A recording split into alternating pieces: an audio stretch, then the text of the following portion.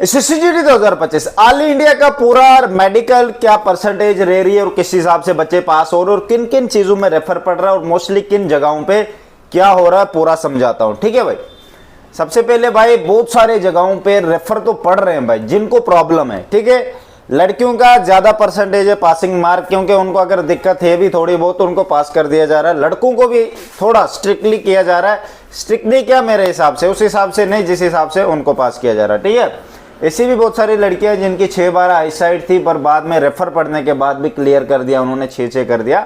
असल में वो क्लियर नहीं थे बट थोड़ा बहुत दिक्कत तो था, बट मैं जानता हूं क्यों, इसके पीछे क्या रीजन होगा। ठीक है, क्योंकि इतना इनको मेल की तरह जॉब नहीं करना होता, वहां बहुत सेफली जॉब होती है इनके लिए, तो अच्छी बात है।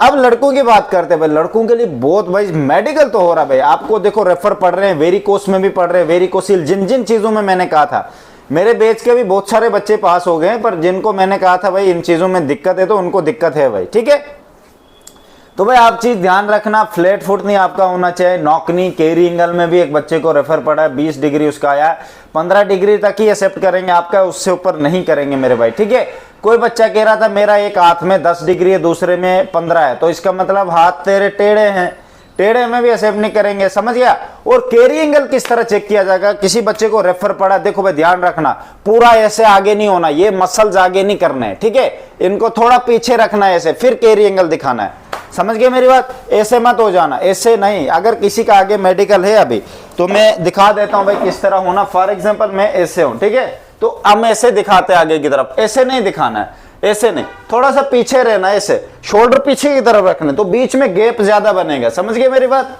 तो अब मैंने शॉर्टकट तरीके से समझाया, आप खुद समझ आओ। मतलब शोल्डर पीछे ऐसे रखने, आगे नहीं लाने, ऐसे बराबर जहां पे हैं वहीं पे रखो, बस ऐसे। देखो बहुत गैप बन रहा है, हद से ज्यादा मेरे बाजू के बीच में गैप बन रहा है। सबसे बेस्ट तरीका इससे, अगर आप आगे करके करोगे बहुत पास ले आओगे। देखो मैं अगर चाहूंगा मैं इनको ऐसे भी कर सकता हूं पास लेके, तो आपने ये समझना है। ठीक है, आपने इस तरीके से करना ताकि गैप बना रहे। ये लो, अब देखो कितना गैप बन गया भाई। तो इस हिसाब से कैरी एंगल का बहुत जिन जिन बच्चों का पड़ा भाई, आप लोग यही करना, वरना दिक्कत हो जाएगी आप लोगों को। ठीक है, इस बात का जरूर समझ जाना भाई। और फ्लैट फुट में जिसको पड़ रहा है, देखो फ्लैट फुट का इलाज था हमारे पास, मैंने ऑलरेडी बहुत सारे मेरे बैच के बच्चों को बोला था ये करो वो करो, वो सब पास हो गए। ठीक है, फ्लैट फुट जब भी होता है पैर उसके साइड वाली जगह को कवर करना होता है, हमने उस जगह कुछ लगाना होता है जिससे आप चलोगे जब तो वो जगह घिस जाती है और अंदर चले जाती है, उसके बाद फ्लैट फुट खत्म हो जाता है। पर आप लोगों ने और एक होता है पब के ऊपर चलना होता है, ठीक है, इसके ऊपर अगले वाली उंगलियों के ऊपर, वो फ्लैट फुट भी ठीक हो जाता है अगर आप अगली उंगलियों पे चलोगे तो। ठीक है, स्क्वेटिंग क्या होता है, जब आपको नीचे बिठाएगा पीछे गिरना नहीं, ऐसे नहीं कि आपको गिर भी जाओगे तब भी मुझे नहीं लगता करेगा, बट वो हेवी वेट वाला बच्चा ही गिरता है। वेट में भी काफी बच्चों को रेफर दिया, 2-2, 3-3 किलो वालों को वेट। काफी कैंडिडेट कह रहे थे कि आप कह रहे थे वेट में नहीं करते हैं, तो किया किसको रिजेक्ट है, आपको बोला है कि 2-3 दिन में वेट को कम करो, समझ गए मेरी बात। अब मैंने कहा था आप लोगों को एक्सरसाइज नहीं करना, मैंने क्या कहा था, मेडिकल के लिए तैयारी की जाती है, एक्सरसाइज करनी होती है अंदर बैठ के। ये घर में थोड़ी ना बैठ बैठ के एक बच्चे को 6 किलो वजन बढ़ गया फिजिकल के बाद, ये कैसे हो सकता है भाई। 6 किलो वजन फिजिकल टू मेडिकल के बीच में उसका बढ़ा है। ठीक है, अपने वेट को बैलेंस रखो। एक बात याद रखना, आपकी जितनी भी सेंटीमीटर हाइट है 170 होगी तो 70 किलो के नीचे ही रखना है अपना वेट। 180 है, 80 किलो से नीचे ही वेट रखना है। 175 है, 75 केजी से ही नीचे वेट रखना है आप लोगों ने। ठीक है, लड़कों ने, लड़कियों ने 100, अगर एक लड़की की हाइट 165 है तो उसकी कम से कम 63 से नीचे वेट होना चाहिए, समझिए, ऊपर नहीं रखना है, ये हमेशा याद रखना। आपको तो चार्ट वाइज में समझा ही नहीं रहा, अगर पास होना ना SSCGD में जिस हिसाब से मुझे नॉलेज है, बस अपनी हाइट से, जैसे 180 है तो 80 से नीचे होना चाहिए, 170 है तो 70 से नीचे वेट होना चाहिए, समझ गया।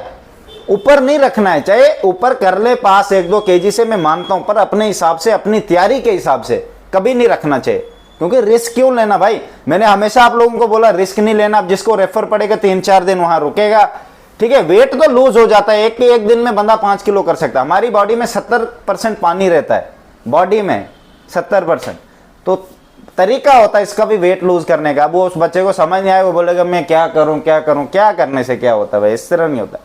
खाना बिल्कुल सिंपल खाओ, पानी को थोड़ा कम कर दो पीने के लिए, एंड पैदल चलो, कम से कम 10 किलोमीटर चलो भाई पैदल, खाली पेट, ठीक है। नींबू पानी पी के, गर्म करके नींबू पानी पियो 10 किलोमीटर, सुबह भी शाम को भी। जिसके पास अभी वेट है, मैं रनिंग के लिए नहीं कह रहा, मैंने कहा पैदल चलना है, ठीक है, पैदल तो चल सकते हो, रनिंग करोगे तो और अच्छी बात है, ज़्यादा रनिंग नहीं, 1 किलोमीटर करो कम से कम, फिर पैदल चलो, किलोमीटर करो पैदल ऐसे वेट का। ठीक है भाई, मैंने फिटनेस के ऊपर आपको हमेशा बोला कि एसएससी जीडी के लिए फिट होके जाओ। आप लोग जाते हो यार आलू बन के, आलू जो नहीं होता वो फूला हुआ नरम, इस हिसाब से नहीं जाना होता, एक्सरसाइज करनी होती है भाई। मैं उनको सबको नहीं कह रहा, बस जिनको दिक्कत है बॉडी में वेट जल्दी आ जाता है, ठीक है, उनके टेस्टोस्टेरोन वीक होते हैं, इस वजह से बॉडी में वेट जल्दी आ जाता है। ठीक है, वेरिकोसील का भी देखो, मुझे नहीं लगता उनको एक्सेप्ट करेंगे, नॉर्मल माइनर में कर भी सकते हैं।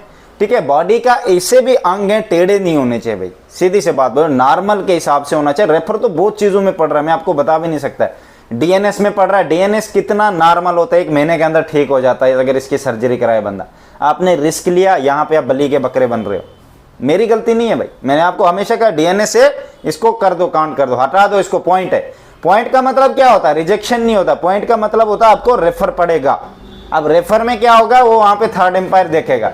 फॉर एग्जाम्पल ग्राउंड में जब क्रिकेट खेलते हैं तो सेकंड एम्पायर और फर्स्ट एम्पायर देखते हैं सब कुछ, कभी कभार उनको समझ नहीं आता तो वो थर्ड एम्पायर के पास भेज देते हैं कि थर्ड उधर जा, रेफर वो देखेगा। वो बहुत अंदर मैच्योर होता है, वो देखता है क्या ये डिफेंस में रह पाएगा। अगर वो बोलेगा कि डीएनएस है, नॉर्मल है, कोई बात नहीं, ट्रेनिंग के बाद ये बच्चा ठीक करा सकता है। कम से कम ट्रेनिंग तक तो टिकने वाले होने चाहिए तुम्हारा नाक के अंदर डीएनएस। कोई और स्ट्रिक्ट होगा वो रखने नहीं देगा। तो रिमेडिकल में काफी मैच्योर बंदा होता है, वहां पे आपको मोस्टली चांसेस रहते 70% कि आप फिट होके आ जाओगे। ठीक है, जिनको नॉर्मल है, जिनको बहुत ज्यादा कोई बीमारी है, सच में बीमारी भी होती है, नॉर्मल में तो एक्सेप्ट कर देते हैं। इसलिए एसएससी जीडी में मेडिकल में पासिंग परसेंटेज अच्छी होती है, पासिंग परसेंटेज बच्चों की। आपने देखा आज भी पासिंग परसेंटेज बहुत बढ़िया है, जो बच्चे फिट है, नेचुरली फिट है।